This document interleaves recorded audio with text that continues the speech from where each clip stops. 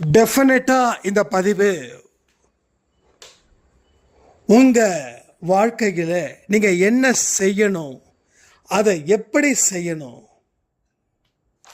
பாவத்தை குறைப்பதற்கும் புண்ணியத்தை அதிகரிப்பதற்கும் நாம் செய்ய வேண்டிய வழிமுறைகள், இத்தனை நாள் இந்த வழிபாடை செய்யணும், நல்ல விஷயங்களை செய்கிறதால வாழ்க்கையில் என்ன மாதிரியான மாற்றங்கள் ஏற்படும், உங்கள் கடந்த காலத்தில் ஏற்பட்ட இழப்புகளை வரக்கூடிய காலத்தில் அதை எப்படி பெறுவது, உறவுகளை எப்படி ஹேண்டில் பண்ணணும், மனசை எப்படியும் எவ்வளவு கஷ்டத்துலேயும் நாம் சின்னதாக ஒரு பாதிப்பை இல்லாத வண்ணமாக அதை எப்படி வாழ வைக்க முடியும் அப்படின்றத பற்றி தான் இந்த பதிவு.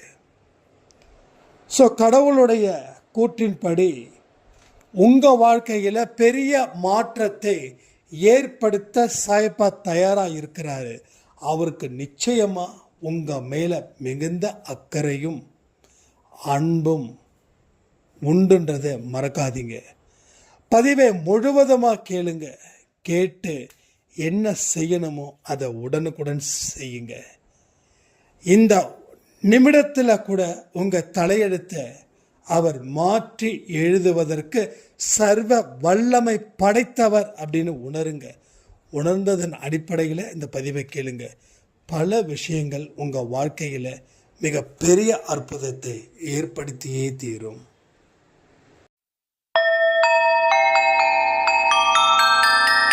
ஓம் சாயிரா சாயிரா, ஓம் சாயிரா சாயிரா, ஓம் சாயிரா சாயிரா, அன்பே சாயிரா, பேரன்பே சாயிரா, அகிலம் தளிக்க ஆத்மா விழிக்க அனுதினம் சாயிரா, எங்கள் அன்பே சாயிரா.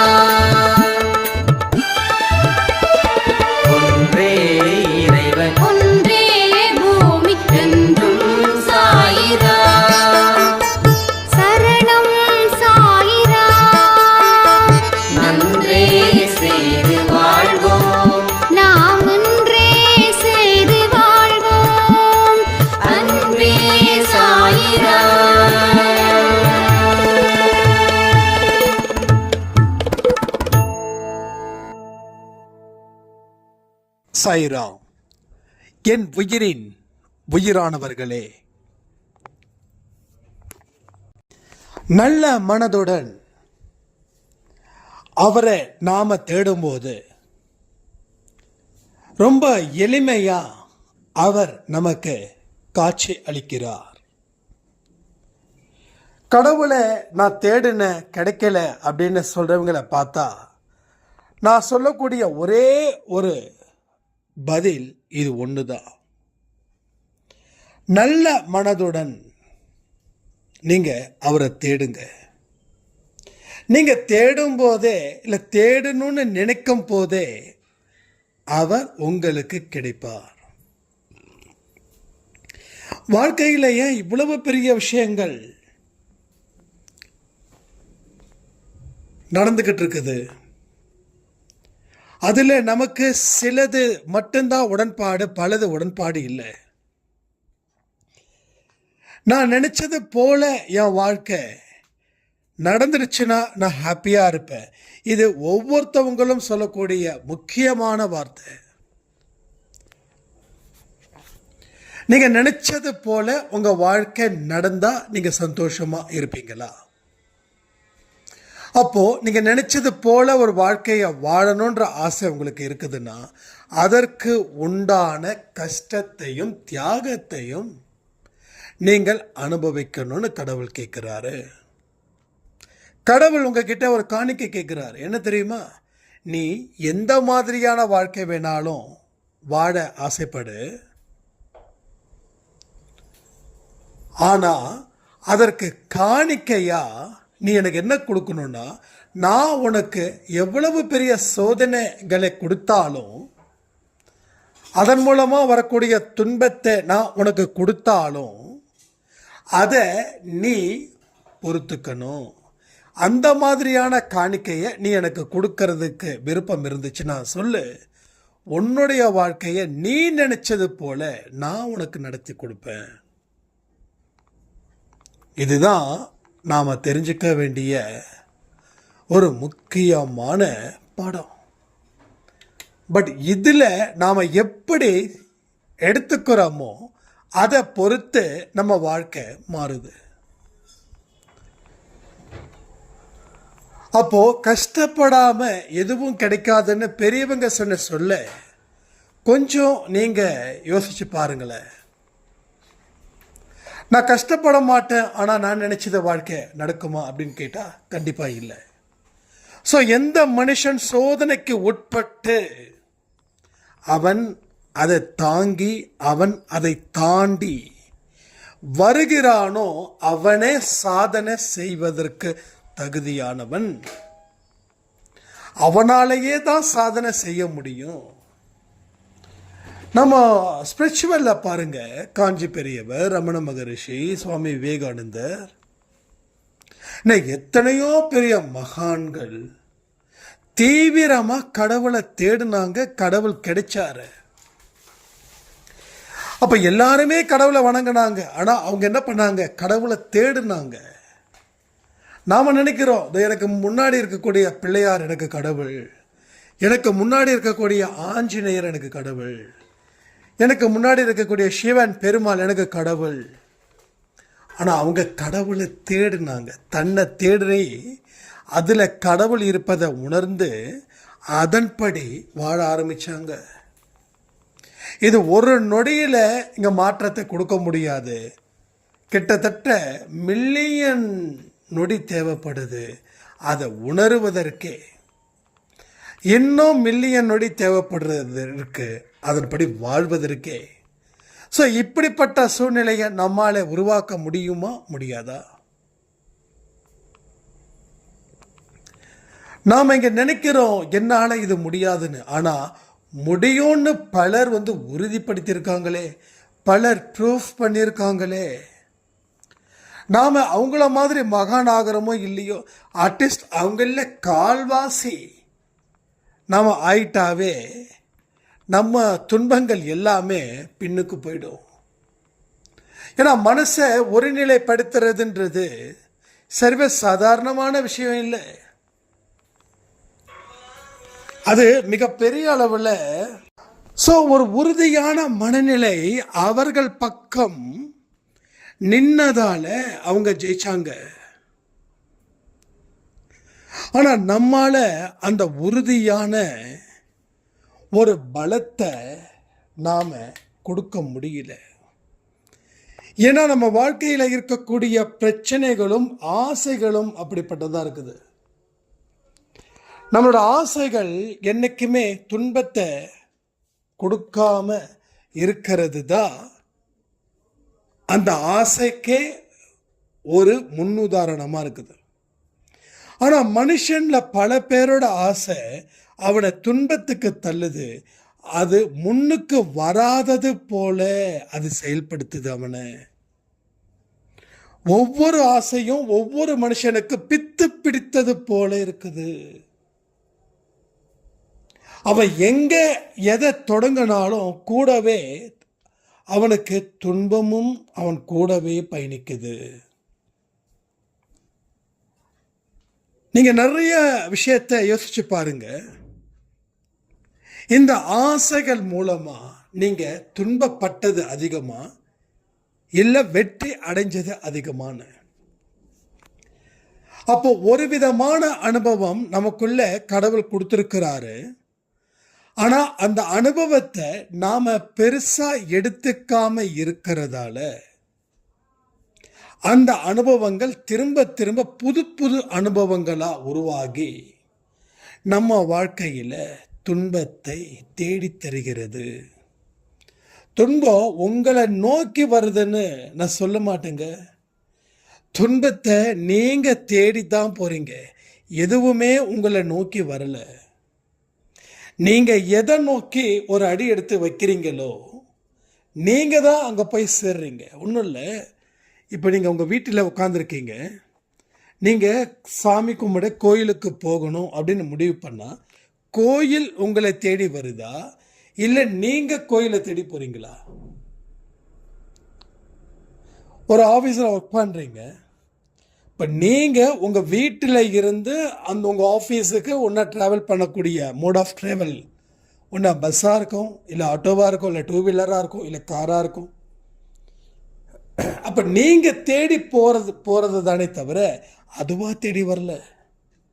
அப்போ துன்பம் என்ன துரத்துது, துன்பம் என்ன தேடி வருது அப்படின்ற ஒரு வார்த்தையை இந்த நாளில் நாம் சொல்லக்கூடாது. ஏன்னா துன்பம் உங்களை தேடி வரலை, துன்பம் உங்களை துரத்தலை, துன்பத்தை நீங்கள் தேடி போனீங்க, துன்பத்தை நீங்கள் தேடி போனீங்க. அதனால தான் உங்கள் வாழ்க்கையில் இவ்வளவு பிரச்சனைகள் இருக்குது. இப்போ வெற்றியை நீங்கள் தேடி போங்க. நீங்கள் செல்லக்கூடிய இடம் எவ்வளவு கஷ்டமாக இருந்தாலும் நீங்கள் என்ன பெற போகிறீங்கன்னு நினச்சிக்கிட்டு உங்கள் பயணத்தை நீங்கள் ஆரம்பிங்க. கூட சாய்ப்பாவை சேர்த்துக்கோங்க. ஏன்னா நீங்கள் அடையக்கூடிய வெற்றி சும்மா குண்டூசி மாதிரி கிடையாது. அகிலம் போற்றும் பெரிய வெற்றி. அகிலமே போற்றக்கூடியவரா நீங்கள் இருக்கணும்னு நான் சொல்கிறேன். இதை நான் சொல்லும்போது உங்களுக்குள்ள மிகப்பெரிய அவநம்பிக்கை ஏற்படலாம். ஆனால் இந்த ஜென்மத்தில் சாத்தியம் இல்லை, வரக்கூடிய ஜென்மத்தில் சாத்தியம். வரக்கூடிய ஜென்மத்தில் உங்கள் வாழ்க்கை சிறப்பாக இருக்கும். அகிலமே போற்றக்கூடிய ஒரு மனுஷனா நீங்கள் ஒரு அவதாரம் எடுக்க போறீங்க. அப்போ ஒரு பிறவியிலையும் நாம் போகக்கூடிய பாதை சவால்களை சந்திக்கக்கூடியது. நேர்மையான மனிதர்களா, கடவுளுடைய புனிதமான குழந்தைகளா நாம் நம்மளை உருவாக்கி அந்த பயணத்தை மேற்கொள்ளும் போது அடுத்த ஜென்மத்துக்கு உண்டான நல்ல விஷயங்கள் இந்த ஜென்மத்திலேயே உங்களுக்கு ஸ்டார்ட் ஆகும். அன்பை சாயில ஒரு சாய்ராமுடைய ஒரு பெரிய அனுபவம் ரொம்ப புல்லரிச்சது. பொறுப்பில்லாதவள் நான், எங்கள் வீட்டில் என்னை அப்படி தான் வளர்த்தாங்க. ஆனால் நான் சொல்கிறது தான் சட்டம், நான் சொல்கிறது தான் செய்யணும், நான் என்ன பண்ணாலும் அதுதான் சரி அப்படின்னு ஒரு தப்பான வாழ்க்கையை வாழ்ந்துக்கிட்டே இருந்தேன். அதன் மூலமாக பெரிய துன்பத்தை நான் அடைஞ்சேன். என் தலையில் இடி விழுந்தா என்ன மாதிரி ஒரு துன்பம் எனக்குள்ள இருக்குமோ அந்த துன்பத்தை நான் அனுபவித்தேன். அதற்கப்புறமா ஒரு பதிவுகளை கேட்கும் போதும் நாம் இந்த ஜென்மத்தில் ப்ரிப்பேர் பண்ணுறதை விட அடுத்த ஜென்மத்துக்கு தேவையானதை இந்த ஜென்மத்தில் ப்ரிப்பேர் பண்ணலான்னு நான் நினைக்க, அதன்படி செய்ய, அதன்படி வாழ்ந்த. ஆனால் இப்போ என்னுடைய மனசு அவ்வளவு சந்தோஷமா நம்பிக்கையோட இந்த ஜென்மத்திலேயே அந்த வாழ்க்கையை நான் பார்க்குறேன். ஒரே வருஷத்தில் அவங்க வாழ்க்கையில் சாய்ப்பா இந்த மாதிரியான ஒரு எண்ணத்தை கொடுத்து அதன்படி அவங்க ஸ்டில் நவ் வாழ்ந்துக்கிட்டு இருக்காங்க. அப்துல் கலாம் ஐயா அவர்கள் சொன்ன ஒரு வார்த்தை, பெருசாக கனவை காணு, அப்போ தான் அட்லீஸ்ட் சின்னதாவது கிடைக்கும். நீ சின்னதாக கனவு பார்த்தா ஒன்றும் கிடைக்காதுன்னு. அதையே தான் நாங்கள் திருத்தி சொல்கிறேன். அடுத்த ஜென்மத்தில் நீங்கள் மிகப்பெரிய ஒரு மனுஷன் அப்படின்னு நினச்சி நீங்கள் வாழுங்க.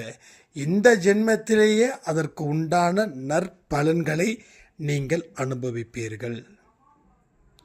அதுக்காக நமக்கு தண்டனை இல்லைன்னு நான் சொல்ல மாட்டேன். உப்பு தின்னவன் தண்ணி குடிக்கணுன்ற பழமொழிக்கு ஏற்றது போல உங்களுடைய தண்டனையை நீங்கள் அனுபவிச்சு தான் ஆகணும். ஆனால் வலி குறைவாக இருக்கும்போது அது தண்டனையாக நமக்கு தெரியாது.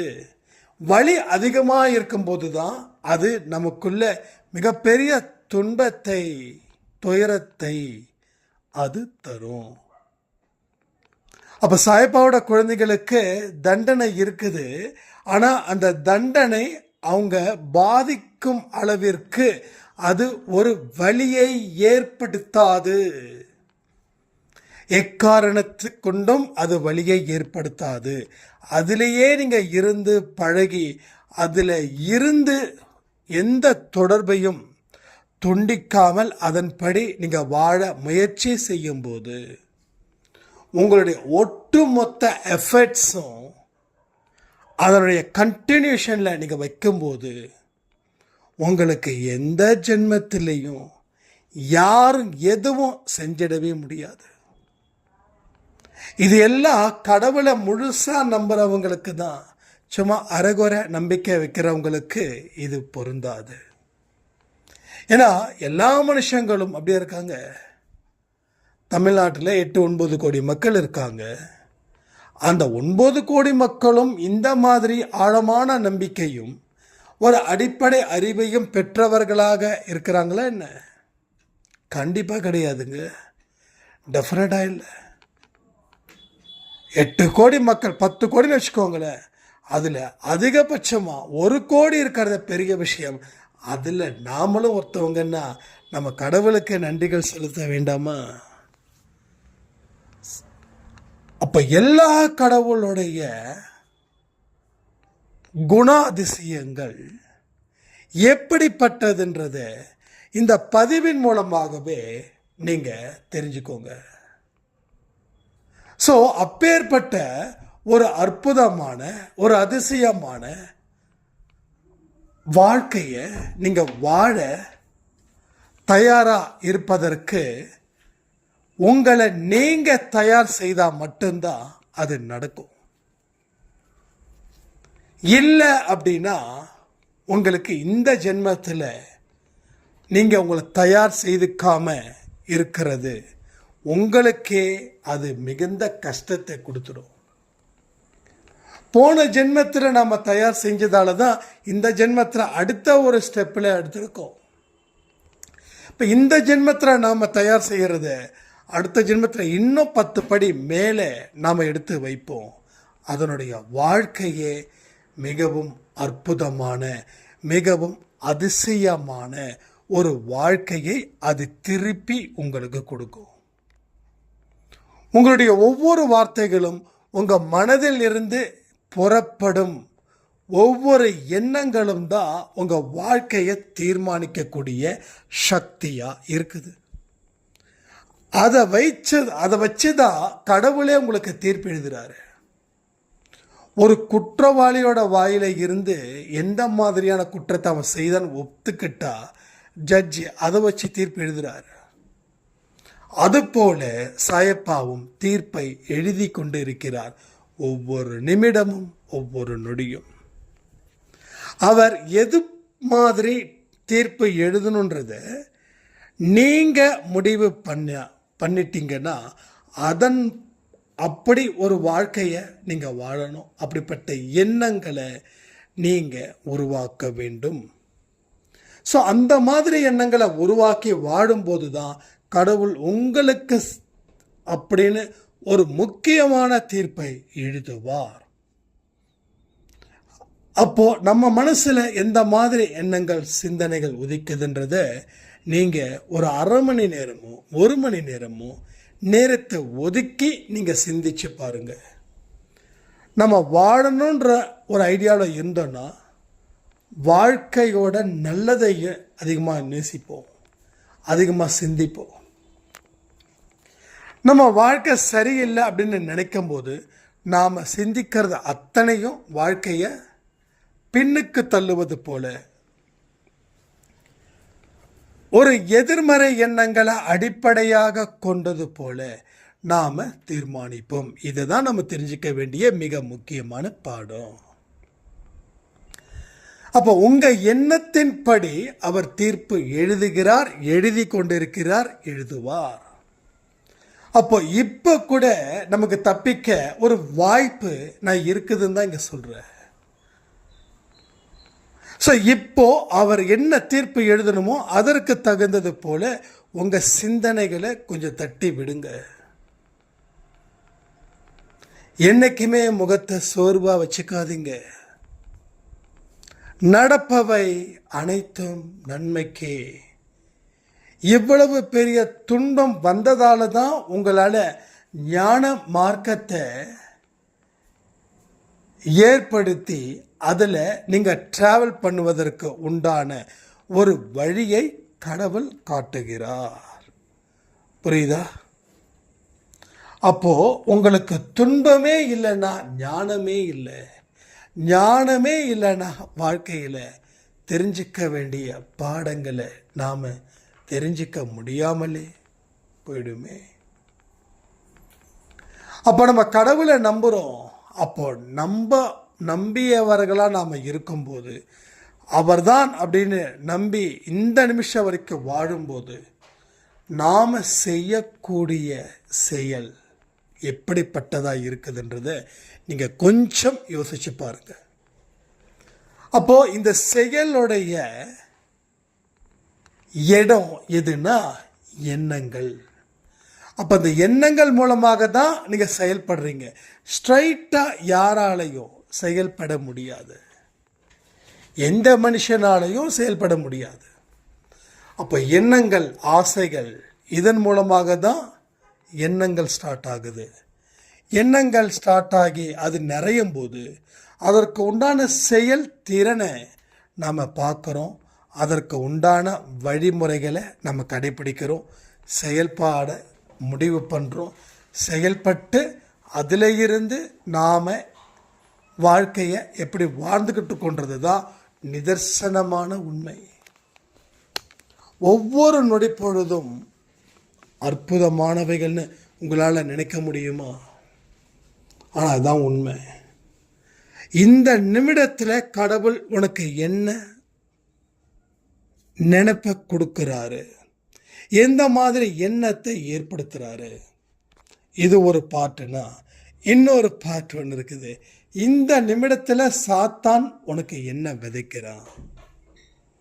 ஸோ ஒரு பக்கம் கடவுளும் விதைக்கிறாரு, ஒரு பக்கம் சாத்தானும் விதைக்கிறாங்க. ஸோ ரெண்டு பேரும் விதைக்கிறாங்க.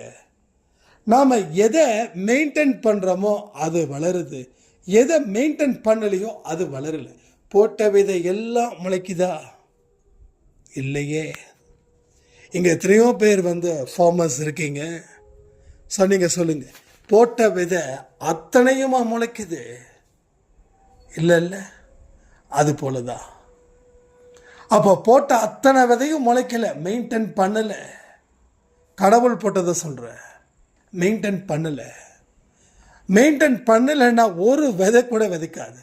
நீங்கள் நல்லா விதையை விதைக்கிறீங்க, அடுத்த ஒரு 20 நாளைக்கு தண்ணி ஊற்றலை, இப்போ என்ன முளைக்குமா? முளைக்காது. அப்போது கடவுள் விதைச்சதை நம்ம மெயின்டைன் பண்ணலை, ஆனால் சாத்தான் விதைச்சிட்டு போனதை நாம் சூப்பராக மெயின்டைன் பண்ணோம். மெயின்டைன் பண்ணதுக்குத்தான் இப்போ இந்த வாழ்க்கையை வாழ்ந்துக்கிட்டு இருக்கோம். ஒரு தேய செடியை வளர்க்கறது எவ்வளவு பெரிய துன்பமும் பாவமும் சேர்ந்துருக்கு பாருங்க. அப்போ அது என்ன பண்ணணும்? விதைச்சதை என்ன செய்யணும்? அதை பிடுங்கி எடுக்கணும். மண்ணிலேயே ஆழமாக இருக்கும் அந்த வேறு, அத்தனையும் பிடுங்கி எடுக்கணும். கடவுள் விதைச்ச இடத்த பார்க்கணும். அதை நீங்கள் எப்பையும் மெயின்டைன் பண்ணிக்கிட்டே இருக்கணும். உங்கள் இறுதி நாட்கள் முடியும் வரை. ஒரு நாள், ஒரு வாரம், ஒரு மாதம், ஒரு வருஷம் சான்ஸே இல்லை. ஸோ இது ரிலேட்டடாக ஒரு சாய்ராமுடைய கொரிஸ் இருந்தது.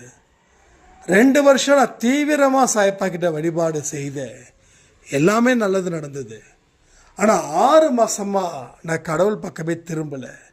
ஏன்னா நான் கொஞ்சம் வேலையிலையும் ஃபேமிலியிலையும் பிஸி ஆகிட்டேன் அப்படின்னாங்க.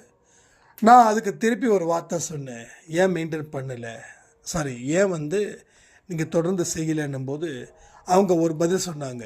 என்னங்க 2 வருஷமாக நான் அவர் தான் என் வாழ்க்கைன்னு சொல்லி நான் இருந்தேன். இந்த 6 மாதம்தான் நான் ஆரத்தி சச்சரித மெடிடேஷன் நல்ல விஷயங்களை கேட்கவோ பார்க்கவோ செய்யவோ முடியல. அப்போ அந்த 2 வருஷம் உழைச்ச உழைப்பு இந்த 6 மாதம் செய்யலைன்னா கெட்டுடுமான்னாங்க. இப்போ அவங்களுக்கு என்ன பதிலோ அதே தான் உங்களுக்கு சொல்கிறேன். எஸ், கெட்டுடும். 1 லிட்டர் பாலில் 1 சொட்டு விஷத்தை கலந்தா அந்த 1 லிட்டர் பாலும் விஷமாக மாறும். அதே 1 லிட்டர் விஷத்தில் 1 சொட்டு பாலை கலந்தாலும் அந்த விஷம்தான். ஸோ பொய்களுக்கு நிறைய அட்ராக்ஷன் இருக்குது, ஆனால் உண்மைகளுக்கோ அட்ராக்ஷனே இல்லை. ஒரு ஹோட்டல் கூட ஒரு பரோட்டாவோ ஒரு ஃப்ரைட் ரைஸோ ஒரு சில்லி சிக்கனோ போட்டால் கூட்டம் வரும். ஆனால் ஆரோக்கியமான ஃபுட்டை திறந்து வச்சா அவன் கடை அவ்வளோதான், அவன் தான் சாப்பிடணும். ஏன்னா நல்லதுக்கு கை கொடுக்கவோ நல்லதை வாழணும்னு நினைக்கவோ வாழ வைக்கவோ இங்கே ஒருவரும் இல்லை.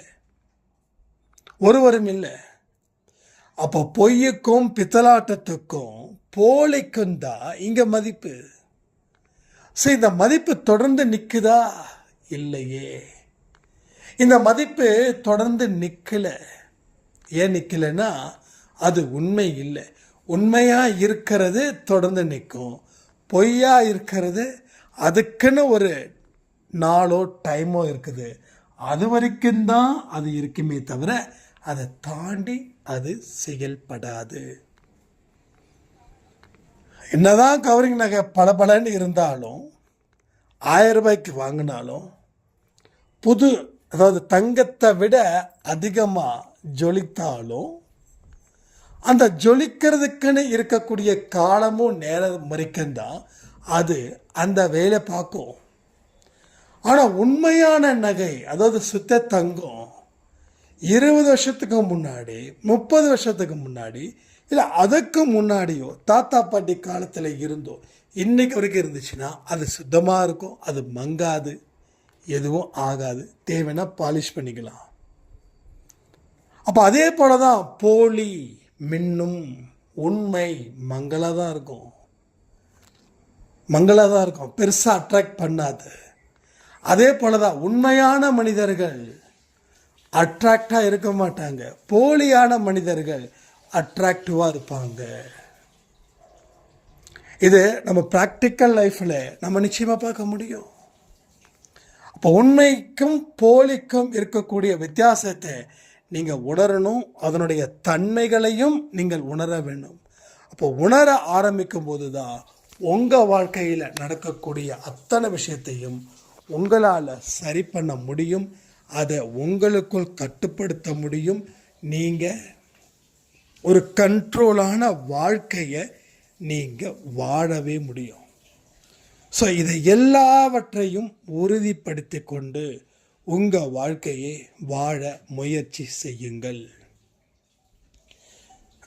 அடுத்தது, அன்பே சாயோட ஃபுட்டு டொனேஷன் யாராவது பண்ணல அப்படின்னா, இது வரைக்கும் ஐ திங்க் 52 53 பேர் இருக்காங்க.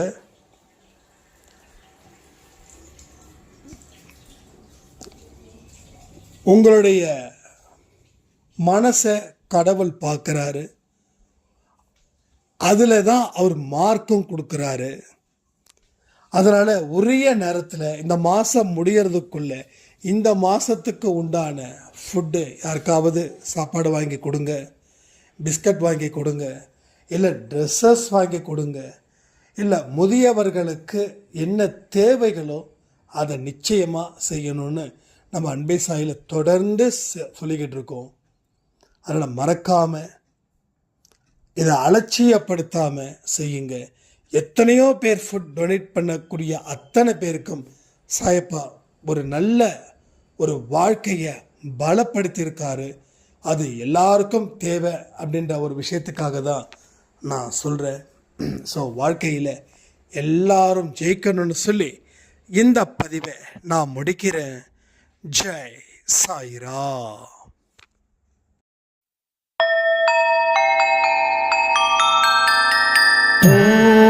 சாயிரா சாயிரா ஓம் சாயிரா சாயிரா